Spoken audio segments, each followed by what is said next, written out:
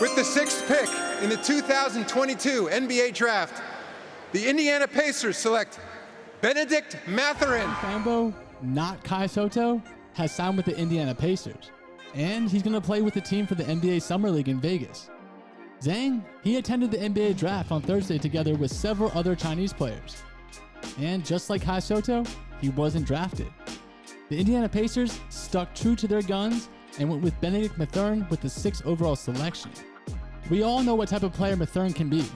He is an excellent scorer, and his shooting ability is what's going to allow him to come off the bench and make an immediate impact. But today's video, we're going to dive a little bit deeper into Zeng Fanbo and what maybe he can contribute to the Indiana Pacers if they decide to give him a contract after the Summer League. Now Zeng, he participated in the workouts with the Pacers before the draft. Perhaps the team saw something in him that grabbed their attention. The Pacers will play against the Charlotte Hornets, Sacramento Kings, Detroit Pistons, and the Washington Wizards in their time in Las Vegas. And as an undrafted player, Zeng needs to grab the limited time that he's going to receive and show that he can translate his potential to excellent performance on the court. The dude is an efficient finisher under the rim, and he can dribble to drive, fast break by himself, instead of waiting for others to feed him the ball. The time that he spent at the training base in LA made Zeng a much stronger player to get used to the competitions in the United States. But listen, by no means is that guaranteeing him a spot just because he does well in the Summer League. Many of the players that are drafted in the 2nd round have to battle for a steady position on their teams, not to mention their undrafted counterparts. The Pacers have been sticking to their unique philosophy of franchise building for years. They refuse to tank completely, as we all know. Zeng has a theoretical possibility to become that kind of player though. He has the size, wingspan, and agility to switch among 3 positions on defense, which Kai Sotto didn't necessarily have. His athleticism and shooting ability give him the unique opportunity to become a qualified off-ball attacker, and that's if he can move smartly on the floor.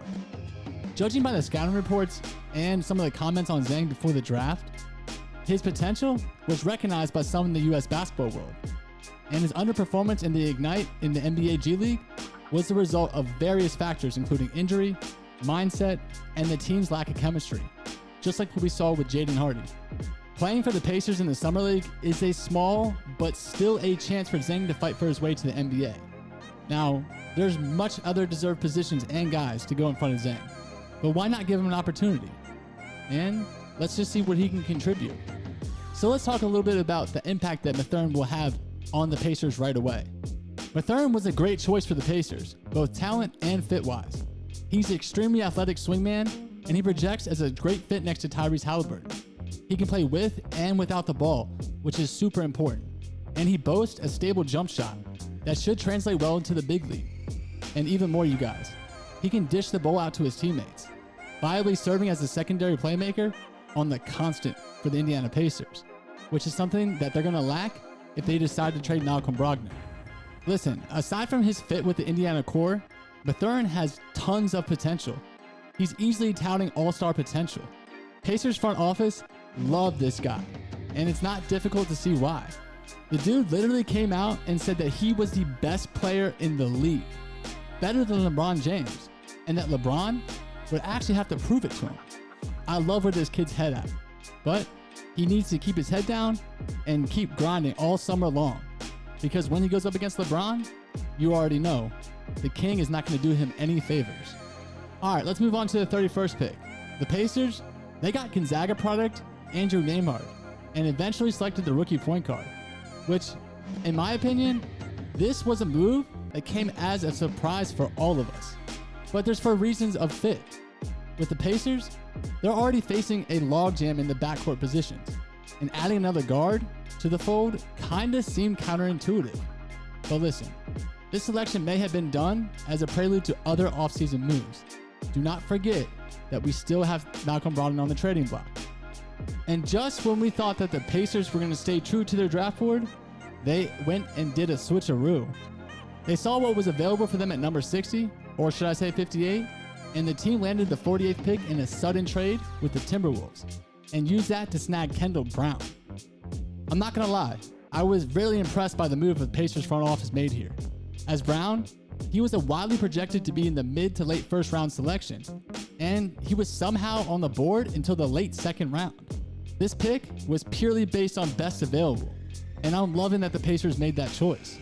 Brown's a 6'7" forward and uber athletic. He thrives in transition, just like Mathurin, and uses his bounce to impact the game both offensively and defensively. He is one of this draft class's most efficient finishers and has proven to be an effective catch-and-shoot player. Now, his jump shot could use a little bit of work, but all in all, I love what the Pacers did in this year's draft. So that leads me into today's question, and it's a fun one. Who would you take on a 1v1 match? Would you take Mathurin or LeBron James? I don't know, man. I love Mathurin's energy, and if I can put some of that in a bottle for me, I would gulp that up all day. Psych, who am I kidding? LeBron James would destroy him, but I love the kid's confidence. But let me know. I'm curious to see what you guys think in the comment section. And tomorrow, we'll be back better than ever with some more Indiana Pacers basketball. And like always, Pacers fans, you guys already know, I'll save y'all a seat. Peace.